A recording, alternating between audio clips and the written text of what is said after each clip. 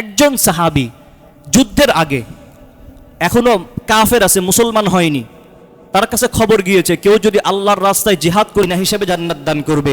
কাফের ব্যক্তি এসে আল্লাহ রসুলকে জিজ্ঞাসা করলেন, ইয়া রাসূলুল্লাহ, আমি যদি আল্লাহর রাস্তায় এখন জিহাদ করি, এখন যদি মুসলমান হই, আল্লাহর রাস্তায় জিহাদ করি, আল্লাহ তাআলা আমাকে কি দিবেন?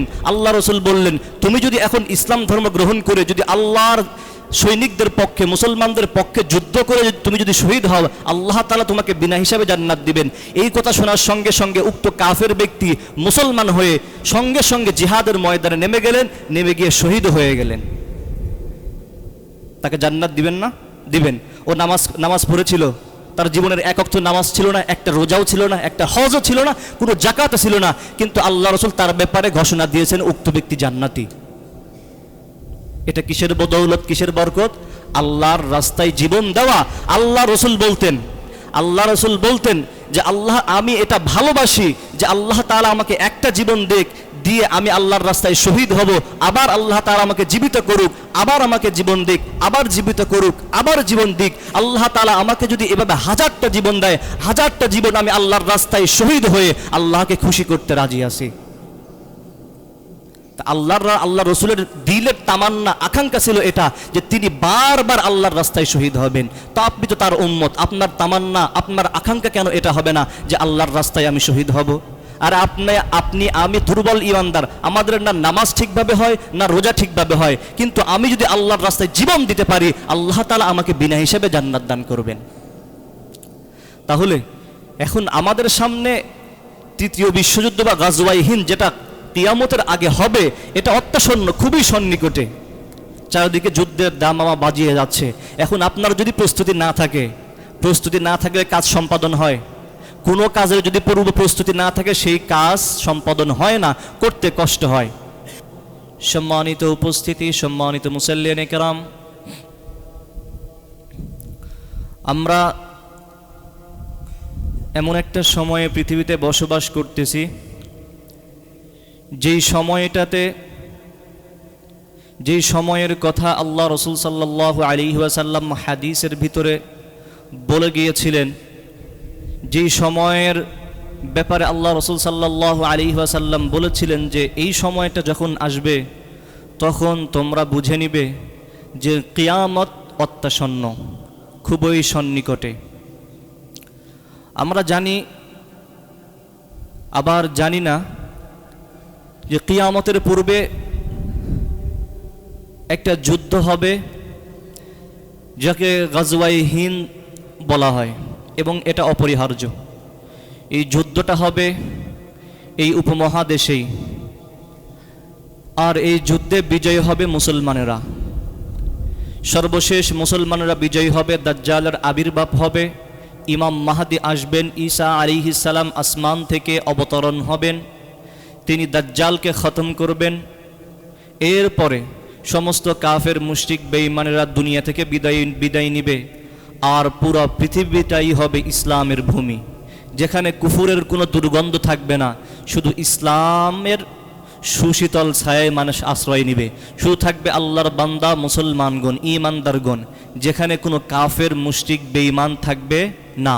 পুরো পৃথিবীটা হবে ইসলামের পৃথিবী, পুরো জমিনটা হবে ইসলামের জমিন, কোরআনের জমিন।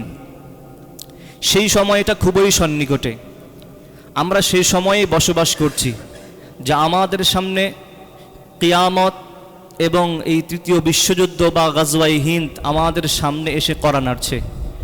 কিন্তু প্রস্তুতির প্রয়োজন, প্রত্যেকটা বিষয়ের, প্রত্যেকটা কাজের জন্য মানুষের প্রস্তুতির দরকার আছে। এখন যদি এই উপমহাদেশে বাংলাদেশ, পাকিস্তান, ভারত, আফগানিস্তানে যদি সেই গাজওয়ায়ে হিন্দের সূচনা হয়ে যায়, অবশ্যই আমাকে আপনাকে সেই যুদ্ধে যেতেই হবে। আপনি যুদ্ধে গেলেও মরবেন, না গেলেও মারা যাবেন। যদি কেউ এই যুদ্ধে, আল্লাহ রসুল সাল্লাল্লাহু আলাইহি ওয়াসাল্লাম ভবিষ্যৎবাণী করেছেন, যারা এই যুদ্ধে মুসলমানের পক্ষ নিবে, ইমাম মাহদীর পক্ষ নিবে, নিশ্চিতভাবে তারা বিজয়ী হবে, এবং এই যুদ্ধে যারা মৃত্যুবরণ করবে তারা সকলেই কি হবে? শহীদের মর্যাদা পাবে, সকলেই শহীদ হবে। শহীদের মর্যাদা কি? শহীদের মর্যাদার চেয়ে বড় মর্যাদা আর কোনো মর্যাদা নাই। শহীদের ক্ষেত্রে মর্যাদা হচ্ছে শহীদ বিনা হিসাবে জান্নাত পায়। শহীদ কি? বিনা হিসাবে জান্নাত। যে আল্লাহর রাস্তায় শহীদ হইল সে বিনা হিসাবে জান্নাত।